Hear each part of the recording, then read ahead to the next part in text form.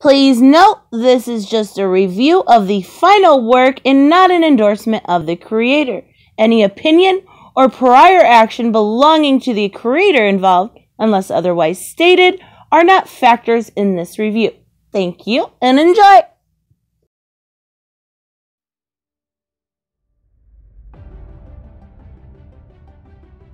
Hey guys, StarCraft here, and getting back to my crowdfunding reviews. Here's one that's probably going to surprise a bunch of you. It surprised me too initially, but those of you who remember the game Banjo-Kazooie by Rare, where you had a Banjo, a bear, I believe, and his little bird companion Kazooie. Huge and popular game, and well, going through that, you eventually had a bunch of the people who worked on Rare eventually decided to come about and doing a new collecta-a-thon. That's what Banjo-Kazooie was considered, because you collect all these items, called Yooka-Laylee. Well, you have both the original Yooka-Laylee game, which was a crowdfunded game. It was very good, although unfortunately it didn't innovate the collecta-a-thon. So many people felt like it was both the good and the bad. And the less said about the John Chon controversy, the better.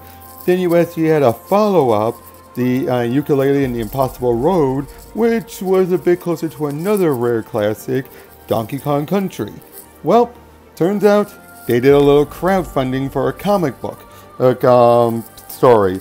Just a nice little self-contained, but well, right off the bat I gotta say, the cover here is very good. In fact, one second.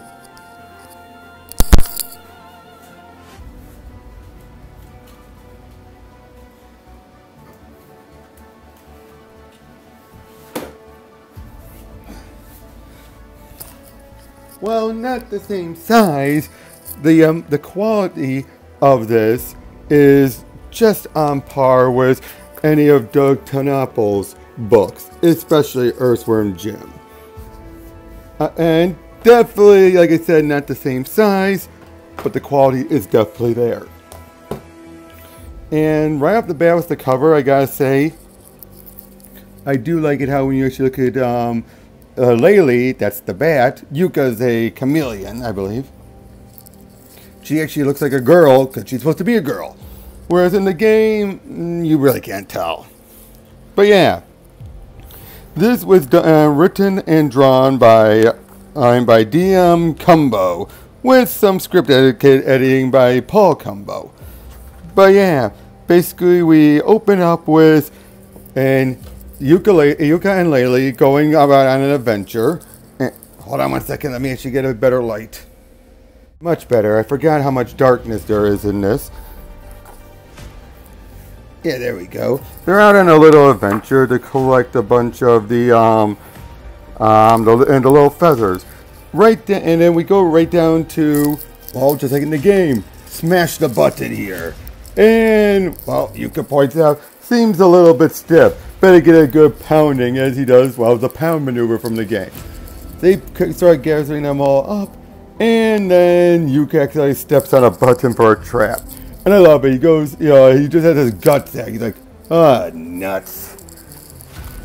As, well, he goes falling, and Laylee shows her priority that she starts gathering all the golden feathers, which are basically, Golden Quills, which is basically the equivalent of, well, currencies. And as they're thinking about what they're going to be doing with their share, and as they're going through, they go right past the Ivory Towers, which is where the bad guys are from, and then eventually they come upon, and Trowzer, a snake in a pair of pants named Trowzer. Yeah. He basically then makes a deal with them. How about some pre-owned bands? No, thank you. And he offers a key to the Kracklestone, which they basically start to negotiate. And yeah, initially, Laylee's actually very, wants it, gimme. And apparently this, the Kracklestone can actually make you totally invincible. But then they soon realize, yeah, no, they're not going to do for a half the stack, because which one Yooka or Laylee's going to give up their half? That's and of course then like, don't worry, we'll still have enough for the foot baths. What about the rocket and my rocket boots? Oh, you're so selfish. But of course and Trowzer's like, well, all right then, you don't want it. Then we focus on Capital B, the leader of Ivory Tower, and his assistant, Dr. Quack. And basically they hear about the Kracklestone and, well, he wants it, obviously. So, yeah. They, meanwhile, we're seeing, using some of the quills anyway. Laylee is just scarfing on food while Yooka starts heading out. And, well, while he's there, notices Dr. Quack making a deal with Trowzer. And then leads to a great bit where as he's running, he's like, oh no, don't give him the key. And Dr. Quack gets away. Then you have this great interaction. Fortunately for you, I happen to have an extra key in stock. I thought you said it was one of a kind. With a one of a kind item this hot, it'd be foolish to only have one in stock. Trowzer, you don't know what one of a kind means, do you? So yeah, then it's decided, oh boy, Laylee is completely just overstuffed with food. But as soon as it's revealed about there might be more quills and everything, restores back to normal by a big fart. It's the only fart joke really in all this. And turns out the entrance, like a lot of stuff, is back at Ivory Tower, so they have to sneak their way in. And eventually they find their way there. They follow the tubes to a door, and which is what the door is. And the key opens up, and it's a toilet. Yeah. As they make their way through, there's like, this is where they flush all their bad ideas. Seems this adventure is going down the tubes. So they enter a book that takes them in as they land, and we see some other characters like Rextro showing up as they're all talking. Now, we also find out that Yooka had to actually use all of their quills to get the key. But he doesn't want to tell Laylee that for, well, obvious reasons. We see him having just some other hijinks going on, and they even deal with this giant monster who says like, hey, I'm going looking for you two. And we actually see design, from their eyes how they look. But yeah,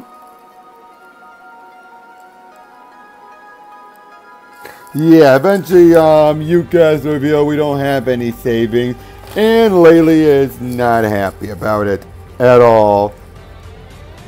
And eventually they meet some other stuff like a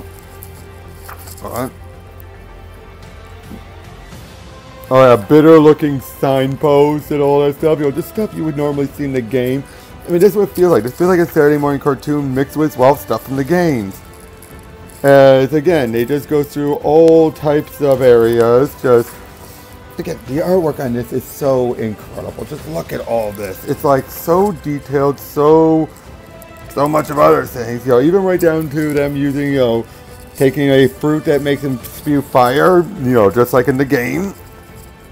Eventually, they make them out to Mount Zap Crackle as they, wow, again, looks so majestic. They then meet up with Dr. Puzz, who is this weird octo girl who right now might seem sweet, but she's quite insane, believe me. And we just have some antics going on, and everything, and yeah, basically, they're just talking out, trying to figure out how to get there. And then they're soon in the desert as they start to just trek through, starting to really get on each other's nerves. Until eventually, the winds really start to pick up big time until Laylee is sent flying and they are completely separated.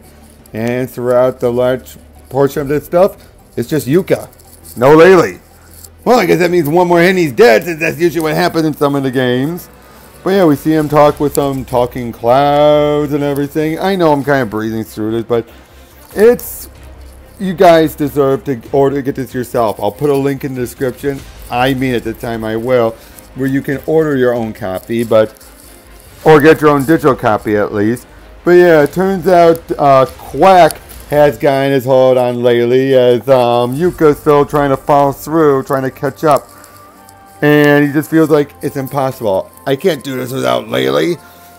Yeah, it's very touching and everything. And oh boy, look at that. But yeah, they see, he finds Laylee and soon finds, and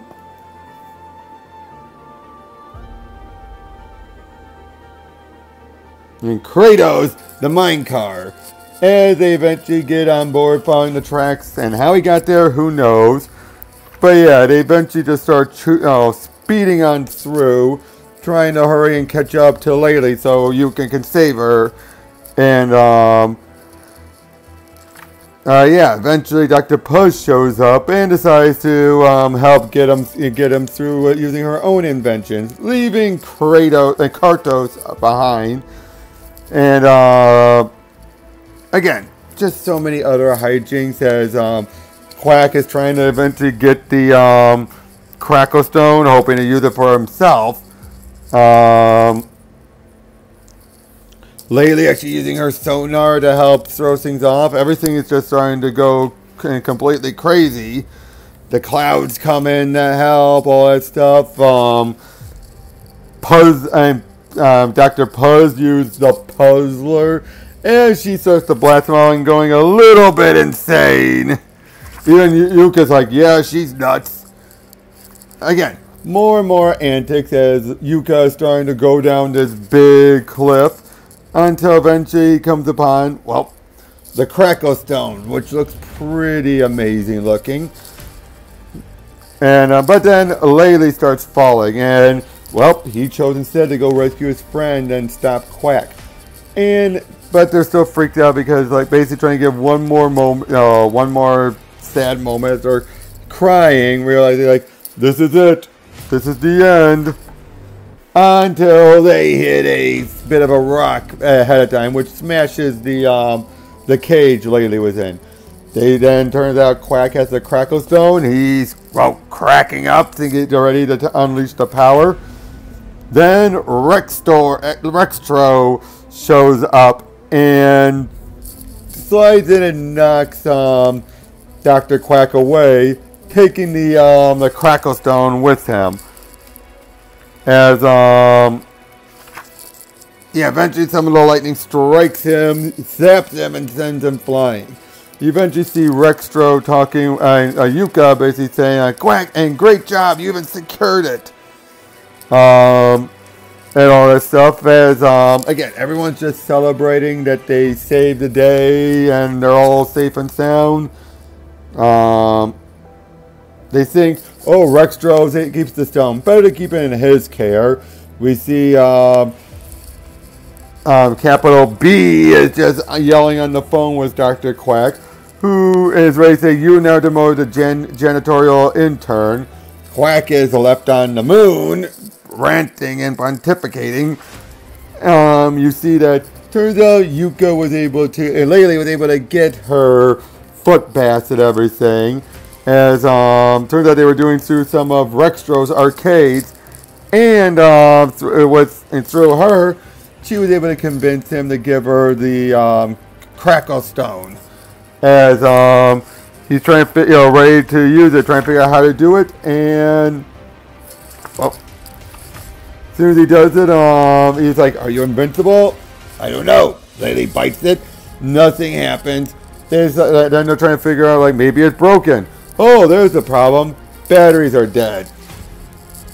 And then they read it like, running low on Kracklestone juice? Visit your local Trowzer Power Shack and stock up today.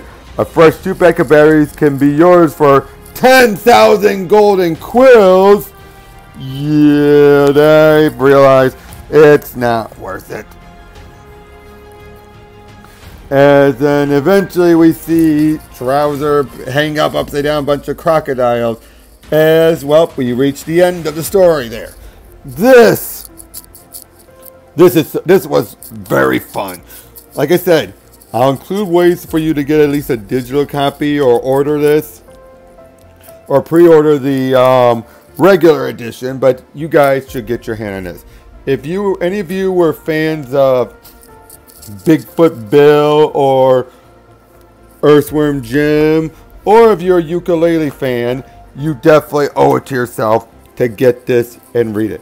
It is so much fun. The artwork is incredible, very detailed yet very toony. It's like you're reading a Saturday morning cartoon in here. I hope they could do another one eventually. I really do. And I hope to see more. I hope they eventually do another game. And, well, yeah. That's really all else I can say about this. I know, like I said, I kind of breezed through it. But really, it's just one big adventure and everything. And I'm just talking about the broad strokes. But again, you guys should read it. So, yeah. After today, and after this one, I'll eventually be going in this way. I'll be doing Thump the first 100 days, Clinton Cash, and then finally discussing Flying Fortress. I owe it to Eric Weathers to finally get that done. So, yeah, that's all I've got now. I'll catch you guys later.